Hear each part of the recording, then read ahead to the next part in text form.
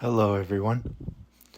This weekend I got to experience a autocross event out in Irvine, California. It was in the parking lot of the Angels Stadium. I don't keep up with baseball, so I hope that's the baseball team. Right here I'm showing the cars that you can take on a street drive. There's an electric car. You got to do a start and stop to show the performance. And got to look at this BMW Z4. It's quite a nice car. Also got to sit in it. It's really cool. They're still making these in manual.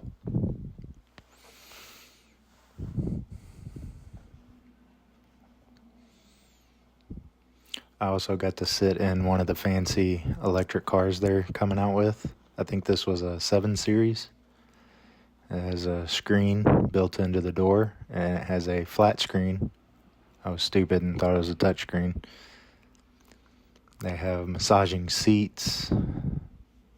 All of your adjustment is done through this little screen that's on the door.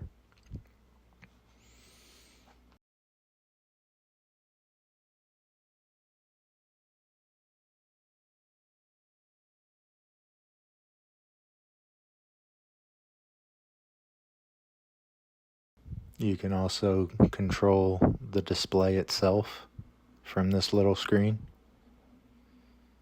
and make it fold up into the ceiling. And they also have sunshades. Oh, almost forgot to turn the cooled seats on. Anyway, our autocross track time came up and we were being walked over to the course and told a little crash course on cornering, braking, accelerating, but most of all, they just wanted us to have fun. It wasn't a real timed event or pressured to be timed. So I'll throw in some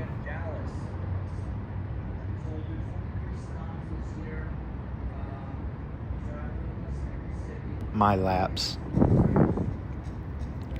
Excuse me if I look slow. I felt slow. I'm by no means a hot shoe.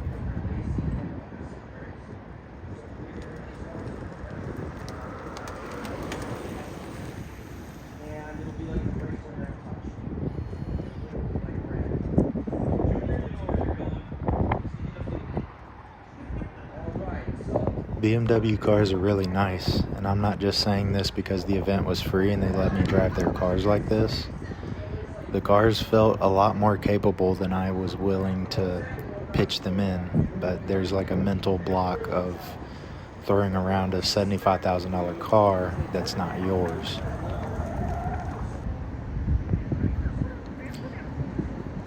They let us go in multiple different models, so this is a lap I'm doing in a blue car. This one was also electric, which oddly enough, the silence let me focus more on my driving, and I felt like I was a little faster and did a little better.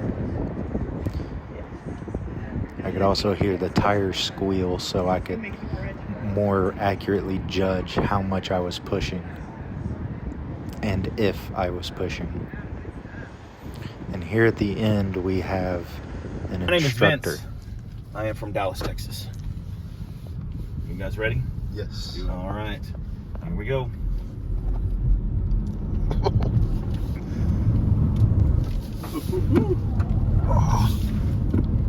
Oh yeah.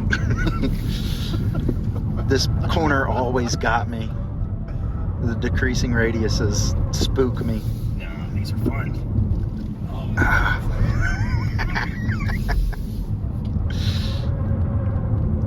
Snowboarding, just carving that snow, that mountain. But anyway, we're gonna get into the real meat and potatoes of this video. I'm installing Vanquish machine gears into a VFD twin, and I'm gonna take you through this process. I won't lie, this won't be much of an instructional because I kind of lost my way halfway through it. I took it apart and it went everywhere, so I had to pull up a set of instructions that I had laying around. But what you're first going to do is take off this top panel. I didn't fully take it apart, but I would suggest breaking these two pieces apart. I luckily didn't have to take it apart though. You will then take out the brass bushing and the overdrive shifter arm. You can then work on the other side and get that door off so you can get the dig shifter arm out. You will notice it would not come out because of that peg. You can then take 3 screws out to pull off the back housing. You will notice that one is longer than the other, so notate where that goes. And that's where everything falls apart. And I lose track of how it went together. I at least found out that this shaft goes in the middle there. That's what you would call the idler shaft, if I'm not mistaken. And then I start getting confused looking at the different gears, seeing which size is which, because they are very, very close in tooth count. If you know where they go, it's not that hard to put back together, but with the gears being so close in tooth count, it's kind of complicated just to put together blindly, unless you've put like 10 of these together. I've only put like 2 together. And you can see there that that top gear does not mesh well, so I try a different gear and it's not meshing at all. So I give up and break out the instructions. If you want instructions of your own, Vanquish does offer them on their website, I think. They've been revamping their website, so I'm not quite sure what is on there. So now we have everything together with the help of the instructions. So now we're going to grease everything up, as one should.